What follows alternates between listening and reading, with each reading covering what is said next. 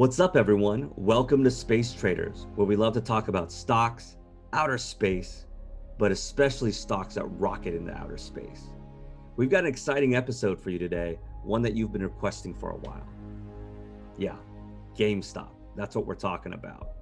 We're going to tell you the story of how we all got started, how we've been talking about this for an entire year, the timeline and connections of everyone involved, our projections, our forecasts, and then, of course, the insanity that took place during that short squeeze and everything we had to deal with regards to Reddit, Wall Street bets, family, friends, and even the media.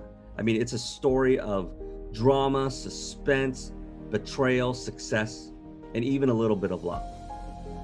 So before we continue doing any more interviews for the media or do any more sit downs for people trying to make documentaries and do any coverage on this, we want to tell our story in our words of how it all happened. So grab a drink, get something to write down and take notes. This is our GameStop story, Love at First Stock.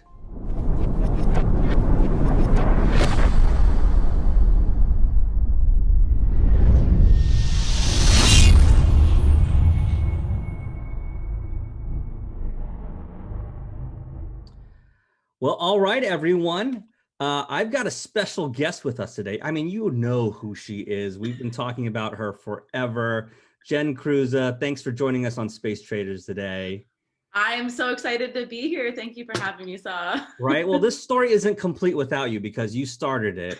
But before we get into the details of GameStop and our secret love affair, I just want to know, and I know everybody else wants to know, I know the rules. We can't talk about exactly how much money we make, right? Yes. So I just want David. you to answer this question.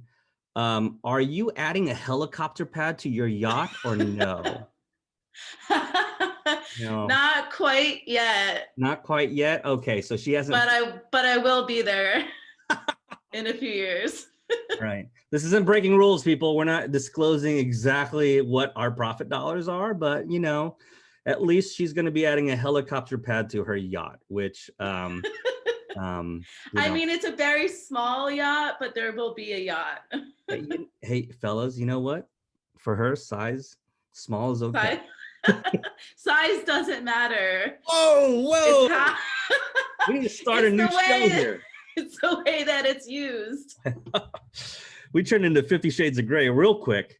Okay. Anyways, so let's get to it. If you guys don't already know, Jenn Kruza is highly regarded in the space traders community, but also in the GameStop and Reddit community because she was what I call the GameStop whisperer. And to give you guys a little bit of context, so I got involved in GameStop because of this woman. And just so you understand a little bit of background, Jenn and I have a very similar social circle. We are involved in some social activities in the Los Angeles area together, but we've never really connected. And it wasn't until the summer that I met Jenn at a house gathering for people who were just, needed a little bit of mental distraction from the isolation of COVID. And a mutual friend of ours, shout out to Alex Sale, he comes up to me. He's like, "Saw, you got to talk to this girl. All she wants to do is talk about this GameStop company. GameStop this, blah, blah, blah, blah, blah." And my immediate thought was, okay, it's like judging a book by its cover. I'm a gamer. I know what GameStop is. And I know that GameStop has long been not relevant anymore to me.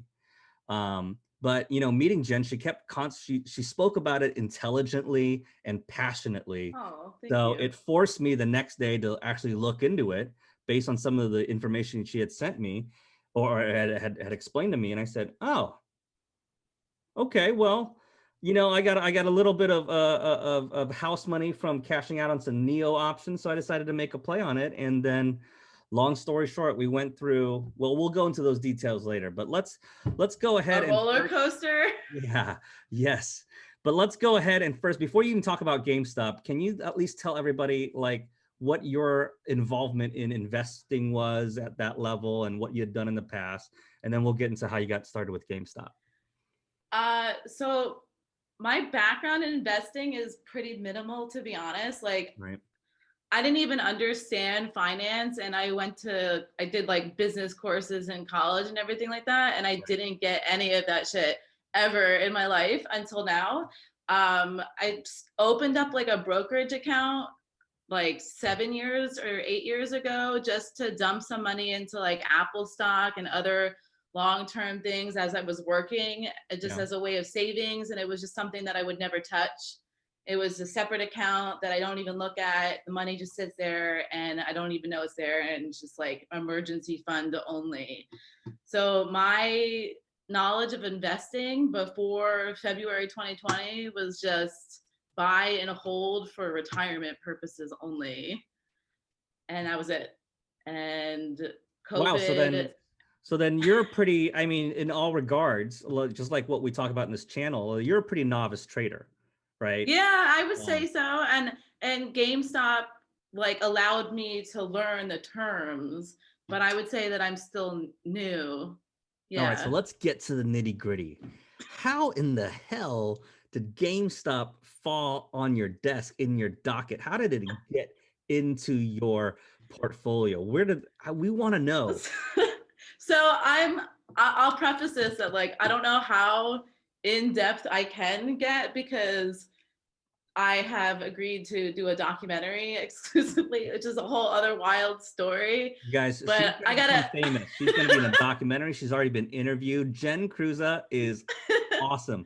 We're just fortunate to get the first YouTube exclusive on this girl. So but I can say, you know, I won't give all away the whole story. So I can say some stuff that I'll save for the documentary, the good parts. But I had this friend, right, who's like kind of crazy and rich. So he has a lot of weird ideas that he can get away with. right. And he uses his Instagram platform to boast a bunch of conspiracy theories. And one day he just started posting about how he bought 2,700 shares of this junk stock called GameStop, and that him and Michael Burry were the only two people who probably invested in this stock. Let me ask you, when was this taking place? Around what time of the year was this? It was February like 24th or 5th of 2020. So right before the whole COVID shutdown, right? Yes. And so how did you react to this crazy news? I was like, well, Adrian sometimes has like, if you follow thousands of his rabbit holes, maybe like he's got one good like story to play. So I was like, you know what? I'm bored. I'm just going to go with this. A couple days later, I was like, he's making a lot of sense. So I just like reinvested some dividend money that I had sitting in my account into GameStop to track it. It was only a few shares. It wasn't. Don't tell us the share amount, but can you tell us the price? I paid $3.49 for it. $3.49, ladies and gentlemen. That's how cheap it was.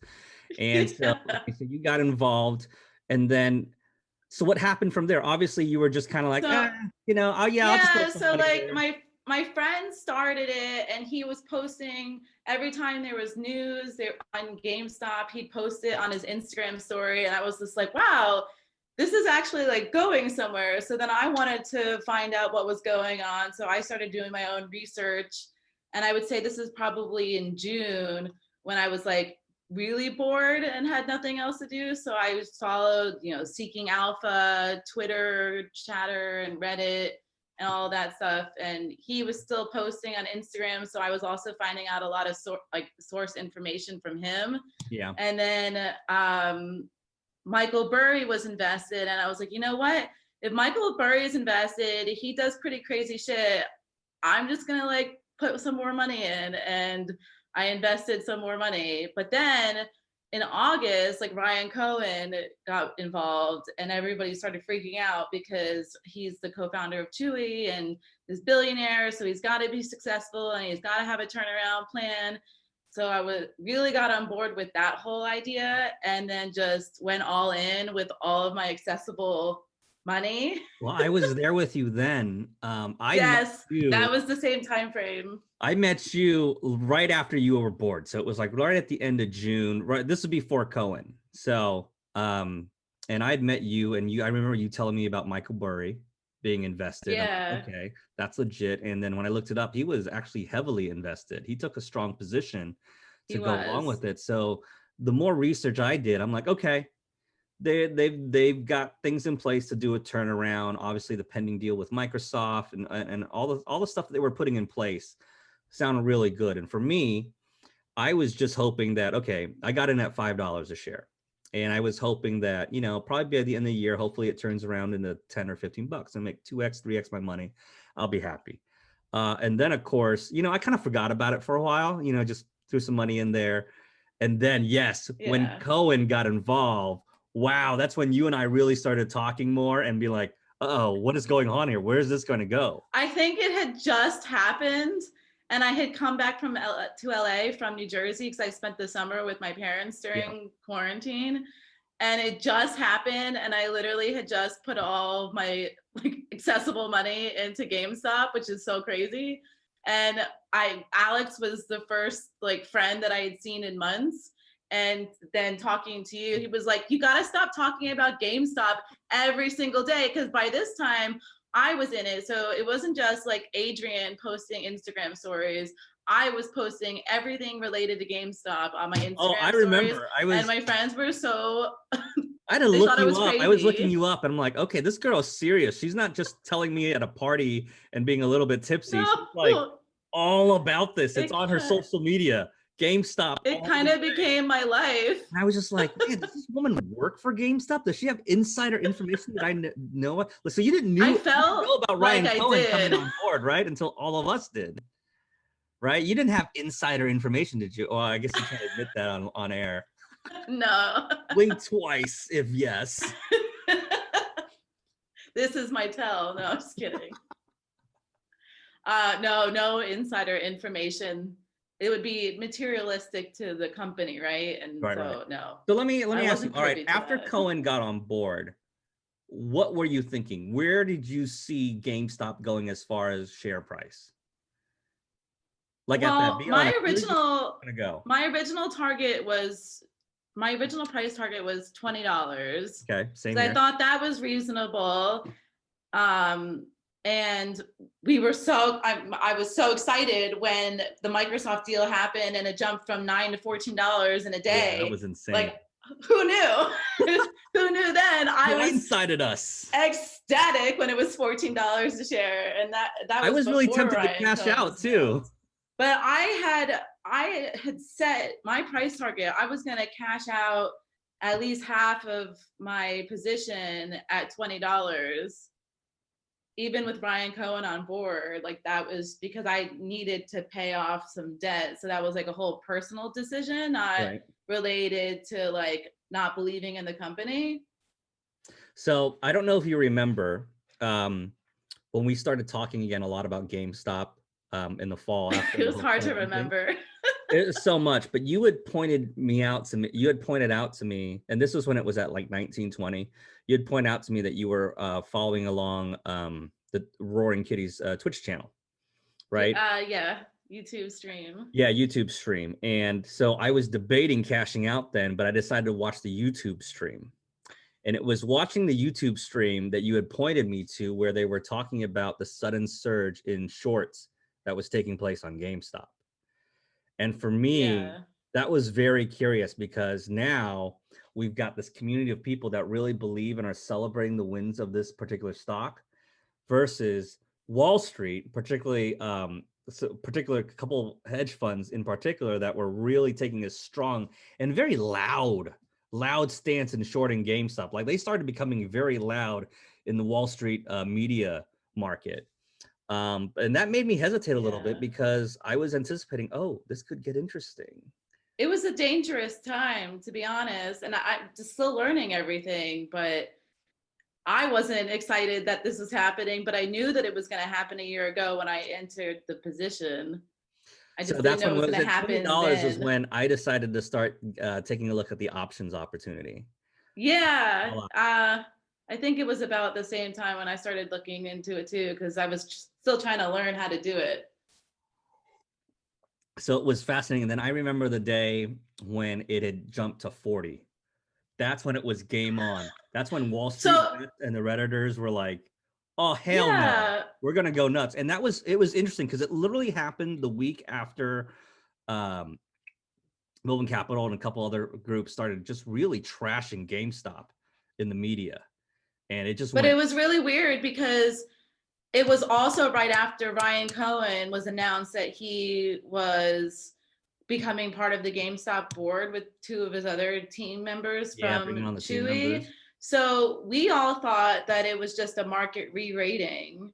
Like $40 made sense with Ryan Cohen on board Right. because he was going to turn around GameStop. So we didn't even really think that the short squeeze was still going to happen, and this Reddit bullshit was just, That's when it noise. was nuts. All the social aggregators that I follow was like GameStop just suddenly started climbing on my aggregate list of mentions. Like on social media, it was absolutely nuts. And that's when I remember, that's when you and I started in like our Facebook group, started talking about GameStop like literally every single day, right? And making jokes. Oh I yeah, know.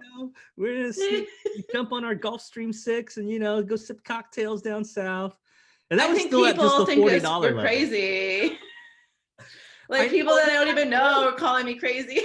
because here's the thing, we were both enjoying the ride, but we weren't necessarily recommending anybody jump in at that point because it No, one was of my scary. best friends did, and I was so mad at him. Because it is scary. We didn't, I mean, and everything else that happened, I remember that just the weekend leading up to it, and we were looking at after hours trading at pre-market numbers. I remember it was like at 1 or 2 a.m. and I was already messaging you and like, are you seeing this shit? Holy crap. It's gonna Oh break my 100. gosh. Oh my god. And that week, it was the last week of January, and it was just like, It yeah. I don't know how to describe it. It was, The last 2 weeks of January were like this fucking vortex. I didn't even know what day it was, what time it was. It was just like GameStop 24/7. I honestly wasn't even sleeping no, it because was I kept checking insane. And the pre-market and when the aftermarket. mentions all increased like crazy in articles, I'm like, okay, there is going to be a short squeeze coming. I went and scooped up all those 29, as many January 29 calls as I could, because I was like, oh man, there's going to be some money to be made this week. And it just, oh wow. And it skyrocketed all the way up to the first day, it skyrocketed all the way up to 150 something before dropping back down to like the 90s. But then throughout the rest of the week, it flirted with 300-400. It was insane. Yeah, I wasn't expecting that to happen at that moment at all. I just wasn't prepared for it. And then certainly my Robinhood account number wasn't prepared for it Well, either. that's you're stuck on Robinhood, huh? I was on E-Trade Yeah. with this, so I didn't have any problems. But I wasn't also trying to buy more during that week. At that time, I already had locked in my January 29 calls. I was debating jumping in on a. I did buy February 15 calls when Chamath got involved. Yeah. I'm like, oh, So he's did in. I, but Boom. my whole group did too. We're in. And everywhere I kept reading, like all the guys that were responsible for like really pumping this up, they were just like, guys, we're doing it, we're holding, let's go. And it was remarkable to see how unified the whole front was as far I as fighting know. against the hedge funds that were shorting it. And it was insanely remarkable. Like I just couldn't keep up with the threads. It was just, I would walk away for I 5 minutes couldn't. and I'm already 100 responses behind. I couldn't keep I up. used to I used to check stock twits and Reddit and Twitter every single day for chatter on GameStop, and during like the whole month of January, but it got worse towards the end. The comments were moving so fast that I literally couldn't read one before the next one showed up, and I was just like, I have to stay off of this or I'm going to get too distracted and like fuck up my position. So I'm It just was going to focus interesting. on the numbers. I could barely even talk to my group of people that So are all at GameStop. I trade fairly often, but I was literally frozen for Yeah. those 2 weeks. I could not make moves anywhere else because I had no time to follow anything else. No, it was And everybody kept impossible. asking him, like, no, don't chase it. It's too late. It's too risky because it's crazy. It was, I couldn't compare it to anything else. Reading the chart made no sense because obviously it was a manufactured bubble, but not manufactured in a sense where it couldn't be sustained because the people behind it had a cause. Like it exceeded beyond just market value. It was about making a statement and establishing precedent for how retail investors are treated by all these hedge funds that have all these ridiculous advantages. Now, I'm curious, like for you and the people you were with, how did you feel about that? I kind of call it like my own Black Thursday, when all of a sudden Robinhood and a bunch of other brokers just like, we're not allowing you to buy anymore. We were all very pissed off because I mean, I'd been in it for a year. Some of the people that are in my group of GameStop people, they started in the summer of last year. We weren't playing for the short squeeze. So all of the hedge funds and the drama that surrounded with the media was just like screwing everything up. And so some people closed out their positions before it even really happened because they didn't want to deal with the volatility.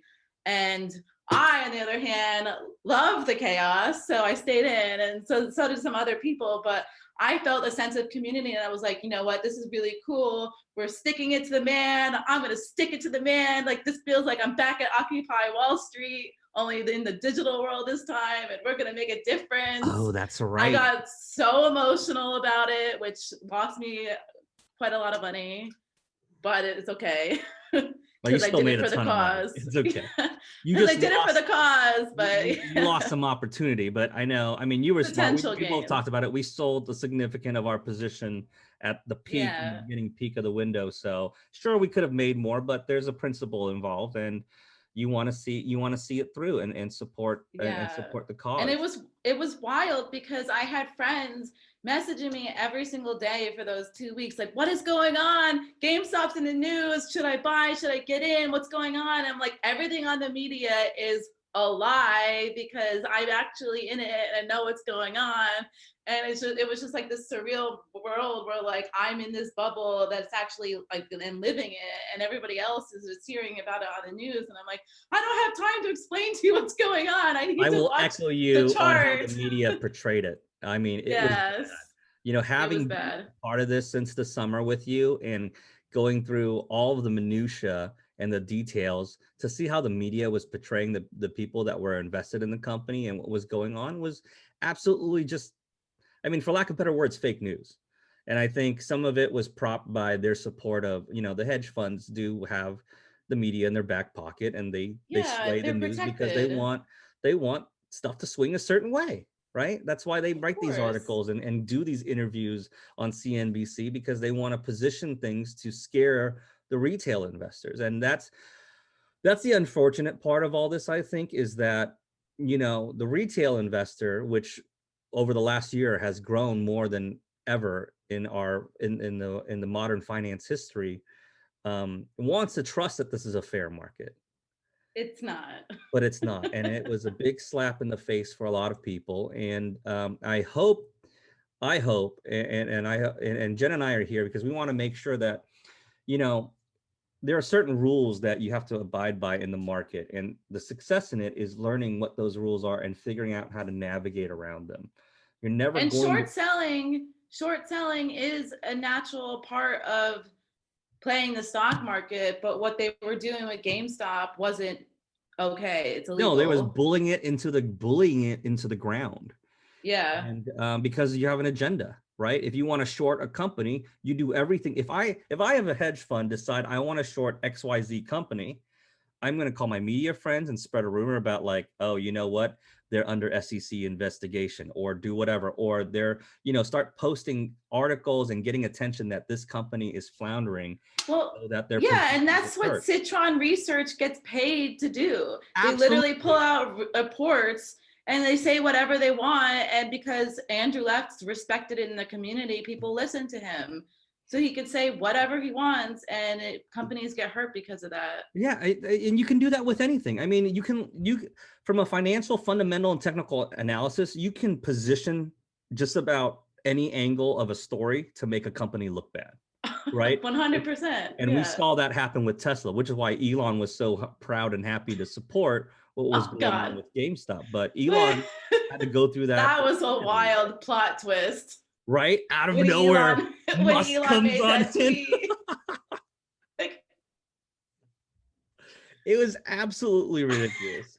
Let me ask you I thought about. I was living in an alternate reality, to be honest. That whole 2 weeks, Oh, it was. life didn't exist. Yeah, and I was looking at my Tesla shares. I'm like, oh no, what's gonna happen here? Elon, just stay out of this. This is this is ridiculous. Stay out of it. And then Mark Cuban decided, oh, you know what? Let me get a chance to go and do a bunch of interviews again. And And then Dave Portnoy got oh my involved. gosh, I know Barstool. Oh my gosh, isn't he holding the bag on another like AMC or no? Oh, he sold all of it, I Oh, think. thank God. I remember He he was lost holding like the bag on something. 700,000. So let's talk about, all right, so from GameStop, all of a sudden we have all these other, as they call, meme stocks, where Nokia, AMC, BlackBerry, all these other companies started going whoop, all the way up. You didn't get wrapped into all that craziness as well, did you? I did not. I invested in AMC because I believe like it has a long-term turnaround, and Okay. COVID, it's a strong COVID recovery play. Once theaters are open Yeah, again, they'll start AMC's not getting going anywhere. revenue They're owned again. by No, China so owns like half that's of a them. So. safe, it's a safe year or more long-term hold. So I got involved because of that. Some of the people in my group were like, let's jump on board and get into AMC and BlackBerry and Nokia, and they all went in on the YOLO, like, we're gonna ride this short squeeze. And I'm like, my heart can't handle more than one short squeeze. I know, I was right? It was barely sleeping nuts. for GameStop. I couldn't do it with more than one stock. It just So wasn't gonna happen. so let me ask you now, looking back, now that things have calmed down with GameStop, Yes. what I know, and we've been trying to do this for a while, I so know. So, I mean, how has your life changed? Let's first start there. How is this insanity changed for you, just personally, oh for yourself? Obviously, financially, you're in a different position now, and yeah. congratulations, and thank you too, because I was fortunate enough to ride this all the way to the moon and back. You're welcome. Um, and I mean it. I review stocks all the time in trades, but there's just so many, and you don't have time. And I get in the habit of judging a book by its cover. Like if someone tells me about this company already, if I know something about it, and be like, I would have ignored GameStop from the beginning, because I would have just been like, no, no one's renting from GameStop anymore. Blah blah blah. I'm not going to look at it. I probably wouldn't have looked at it until after Cohen, or after once the squeeze started coming. So I would have been in. Still good enough, but not as early as I was at five Yeah. dollars a share. I mean, that's ridiculous. Well, that But was like one of the things that was really I was struggling with was I was trying to explain to people how GameStop had a turnaround story, and everybody's just like brick and mortar. no, I remember And I'm like, even if in you our don't want to listen to me, I can't help you, remember but I see something. remember in our Facebook group, there were people directly challenging you, Yes. saying, I've been a gamer for 20, 30 plus years. I know what I'm talking about. You don't. And I thought it was interesting, but a lot of people Yeah. felt that way. Like this wasn't a stock I could share around for a lot of people, because I'm gonna be honest. I mean, a lot of people trust a lot of things I recommend, and so if I go out saying GameStop and they're just like, "Are you shitting me, dude?" Are you feeling okay?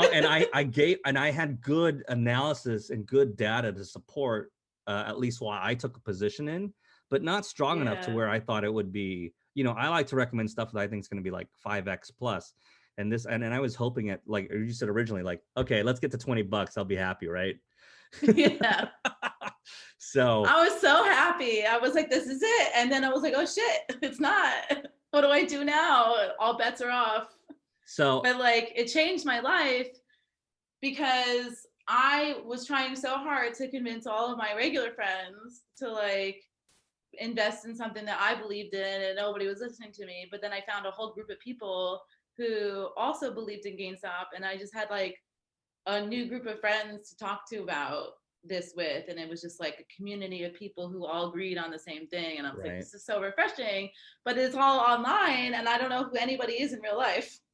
Well, it's also dangerous too, because if you get in this echo chamber about a stock, you don't think about all the problems that it's in. So you got to find the proper balance for it. But it's good to be around people who have support and understand the fundamental reasons why you're invested in the stock, because it gives Yeah. you the confidence to stay in there, especially when you have these jerks who are trying to short it, and all the media supporting these articles that saying that this is going to be a fire sale and it's going to be terrible.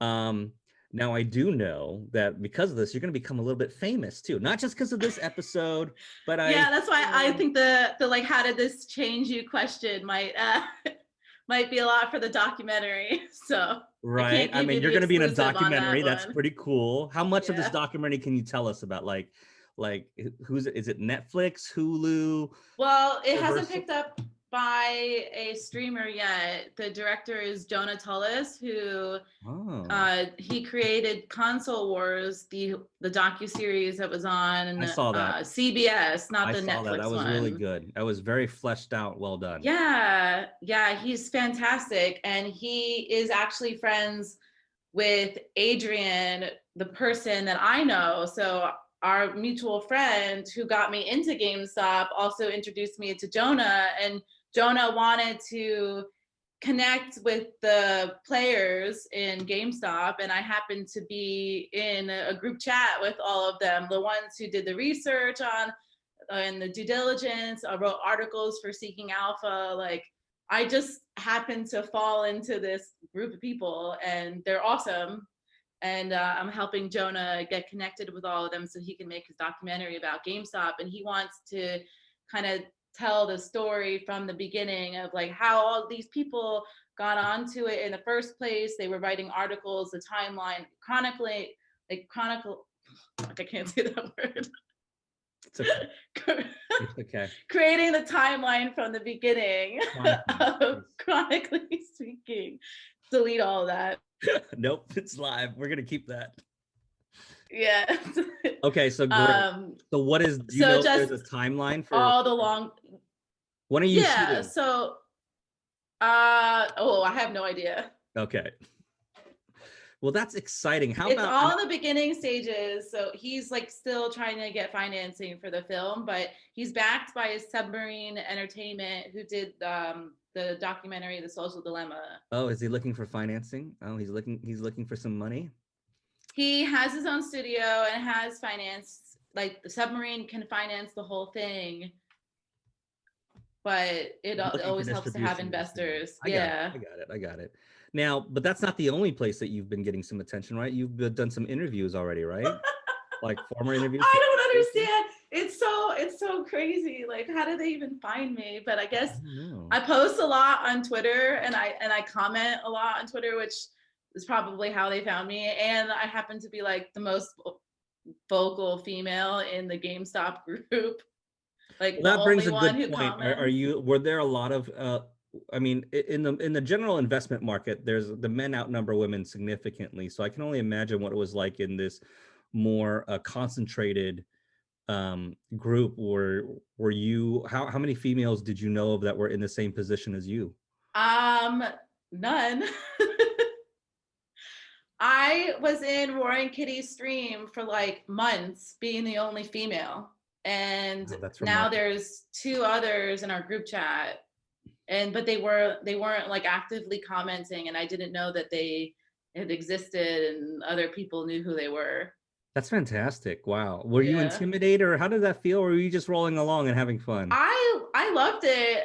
It was just something that I looked forward to. I mean, in COVID, I was unemployed and I had nothing else to do. So I went on to his streams like Monday, Wednesday, Friday night to talk about GameStop. And you saw his stream. He's just Yeah. sitting there reading everybody's comments. So it's like a one-way thing, but like I'm messaging in the chat section and having conversations with people that I met online and never in real life. And that's something that I've never really done before. I don't play video games or actively do that online. So it's a whole new community for me. And Well, let me everybody just was ask just you, so let me ask you a point friendly. blank. Let me ask you a simple question. Have you ever even stepped inside a GameStop? Yes, I have. And why? If you don't play video games, why have you stepped inside a GameStop? I think it was when I had Nintendo 64 in elementary school. I went to go buy games. The only time you ever went into a GameStop. Yeah. So you never traded or rented or did any of those things? No, it was just to buy games. Wow. Okay. There it is. Wow. But over Christmas, I did go stop at the GameStop and buy in my parents' mall, and I was like, oh, they're going at a sale, but little do you know, it's going to be turned I took around. a bunch of selfies too, while going over to Yeah. GameStop and be like, yeah, here I am at a GameStop. I'm just gonna ride this You rocket. don't know your store closing is actually for the greater good. You just don't know it yet. But Right? sorry, you're losing your job. Oh, you're terrible. It's great. I don't mean that, but yes. So what's next for you? What's next? Do you think there's anything else after this, after the GameStop saga?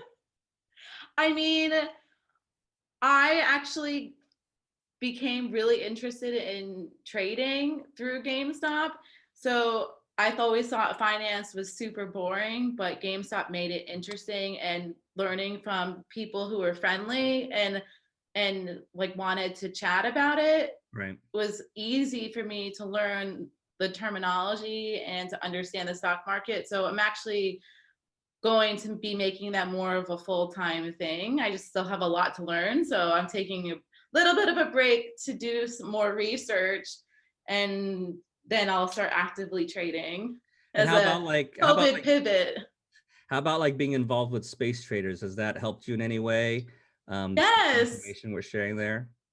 Yes, I love like the tips of the day. Some things that I hadn't even known about. I was like, this is really good information, and the stock tip. I love it because it's like my group chat in like a larger scale with more people, more involvement, and sharing research is only going to benefit everybody.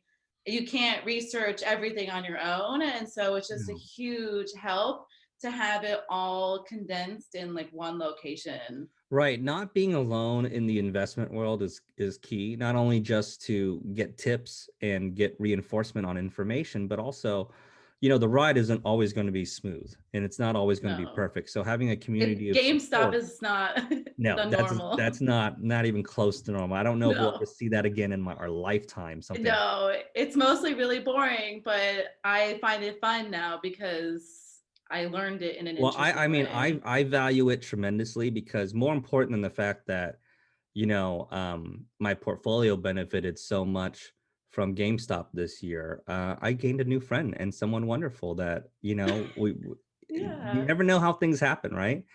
And it's like love at first stock. I really mean that. And you've been Our such a, relationship is ever evolving. I know, So and you've been such a great sport in our chat with all of the chronicling of our date and love life and the trips yeah. around the world. I love it. And us on a rocket ship together, whoever made that meme Oh, was that was brilliant. fantastic. Yes, the black penis looking rocket ship is absolutely Like, fantastic. why? Why? But go for it. I love it. And the 50 Shades of GME. Yeah, I think An excellent touch for this interview. you may want to mention that during your documentary of the love story that you had from GameStop as well, the faux love story. But Yeah. nonetheless, I think what it does is it just made the ride fun, and that's what investing should be. It Yeah. shouldn't be stressful. And our goal and our hope is that the stuff that you gain from our videos and from our Facebook groups and all of that, it just puts you in a position where you can enhance and enrich your life a little bit. Because if you're not stressed about money, then you can focus your attention on the people you love and you care about, doing things that enrich your life and help give yourself more wealth in terms of your life experience. And that's really it. Because if you're slaving away all day just trying to live paycheck by paycheck, it's tough. Mhm. And I you totally never know when agree. the next opportunity strikes. And it doesn't have to be anything as miraculous as GameStop. You can easily build a good foundation following solid investments. And you don't have to be a rocket scientist. You don't have to be a savvy finance person. You just have to be willing to learn and to listen and not Yeah. let preconceived um, prejudices and judgments Mm-hmm. cloud your thought. Because if that was the case, one, I would have ignored Jen's recommendation of GameStop just because I know what GameStop is. Second, Jen was pretty drunk when I met her. I mean, Yeah, I'm surprised you listened. she was Nobody else she was did. hammered, So I was like, really? I'm gonna listen to a drunk girl about a stock recommendation, you know?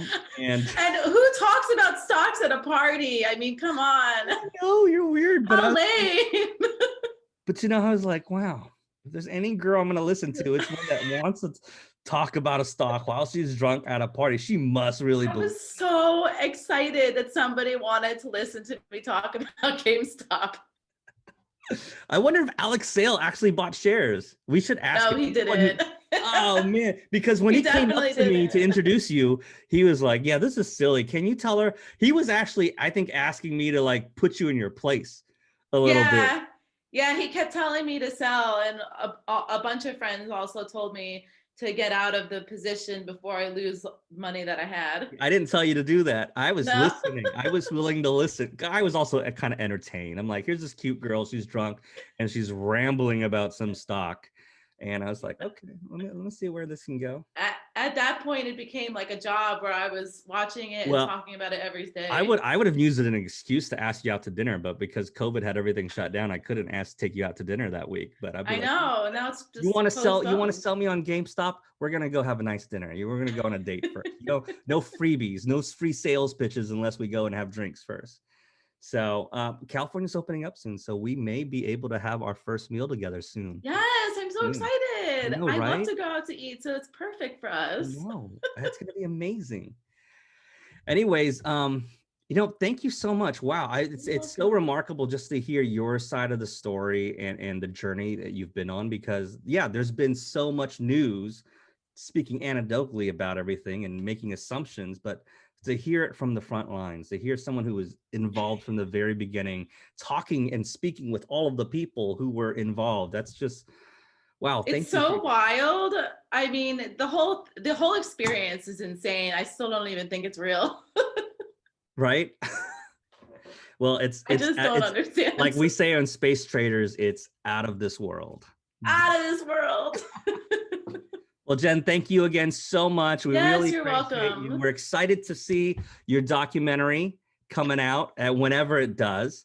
Yeah, that'll probably be a little year. people, when you become world famous and you get on Jim Cramer, CNBC, and all these other publications. Well, you can forget other people. Don't forget about me.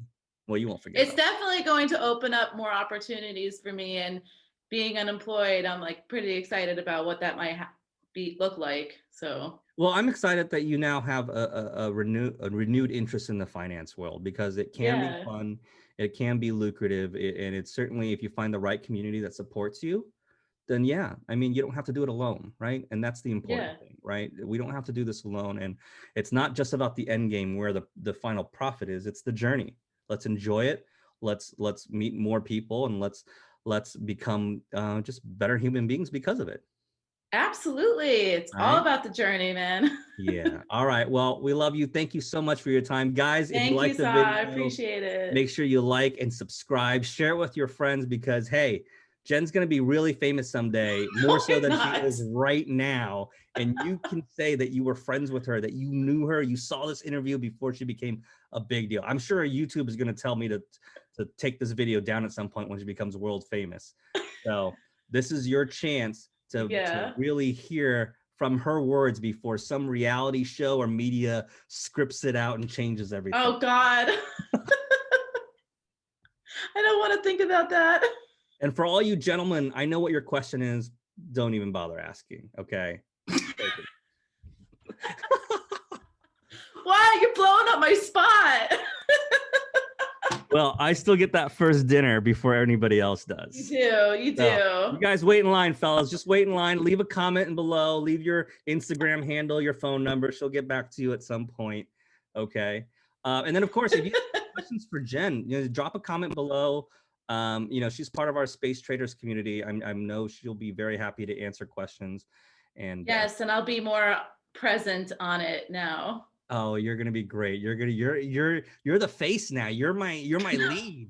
Yeah, we're just gonna parade you around everywhere. Okay. We'll certainly get you back on camera to talk about something new and different next time around, and how your journey changed. So we love you. Thank you so much. Have a wonderful Thank you, holiday. I wish I could be there right by your side, but COVID and all these ridiculous requirements. But we'll get out of this soon. And and we'll have we'll document our first date together, so that The Chronicles of Sa and Jenn. All right, love you, honey. Thank you so much. Thanks, Thank guys. you. Go to Good like and night. subscribe. Bye.